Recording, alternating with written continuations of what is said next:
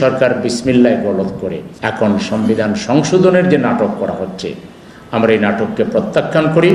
জুলাই আপনারা জানেন যে আমাদের হাজার বছরের ইতিহাসের একটি অমূল্য সম্পদ। জুলাইয়ের শিশু থেকে বৃদ্ধ পর্যন্ত আবাল বৃদ্ধ বনিতা ইনসাফ প্রতিষ্ঠার জন্য, ন্যায় প্রতিষ্ঠার জন্য, জুলুমের বিরুদ্ধে, আধিপত্যবাদের বিরুদ্ধে জুলাইয়ে যে জাগরণ তৈরি হয়েছিল, এই জাগরণ যুগ যুগ ধরে আমরা যত বেশি জাগরুক রাখতে পারবো, সক্রিয় রাখতে পারবো, আমাদের নতুন প্রজন্মকে আমরা এই ব্যাপারে যত বেশি জানাতে পারবো, এটার চর্চা আমরা যত বেশি করতে পারবো, এই বাংলাদেশ আধিপত্যবাদের বিরুদ্ধে একটি মজবুত অবস্থানে স্বাধীনতা সার্বভৌমত্ব টিকিয়ে রাখার জন্য এবং এই বাংলাদেশের মানুষের আজন্ম লালিত যে ইনসাফ, ওই ওয়ান জাস্টিস, এই জাস্টিস কায়েমের যে স্বপ্ন, এটা হয়তো বা একদিন পূরণ হবে যদি এটাকে আমরা ধারাবাহিকভাবে এগিয়ে নিয়ে যেতে পারি।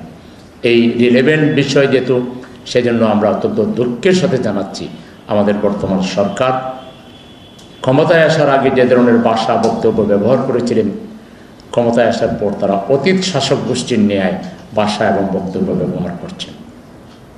তারা বলেছিলেন, তাদের ইশতেহারের 1 নম্বরটা ছিল যে সংবিধান সংস্কার করার জন্য সংস্কার কমিশন করবেন। তাদের ওখানেও কিন্তু সংস্কার শব্দটা ছিল, সংশোধন শব্দটা ছিল না।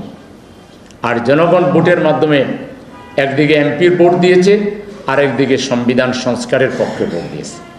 প্রায় 70% মানুষের রায়কে উপেক্ষা করে এখন সংবিধান সংশোধনের যে নাটক করা হচ্ছে, আমরা এই নাটককে প্রত্যাখ্যান করি এবং আমরা মনে করি সরকার বিসমিল্লাহ গলত করে জাতির মধ্যে ইতিহাসের অবিস্মরণীয় যে ঐক্যটা হয়েছিল, সেই ঐক্যের মধ্যে ফাটল চির ধরিয়েছে সরকার সংবিধান সংস্কার পরিষদের শপথ নামে।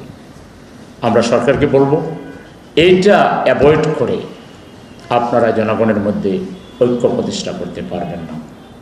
এই জন্য আমরা এই সরকারকে সংবিধান সংস্কার পরিষদের শপথ নিয়ে সংবিধান সংস্কার করার জন্য, আমূল পরিবর্তন করার জন্য আমরা সরকারের প্রতি আহ্বান জানাই।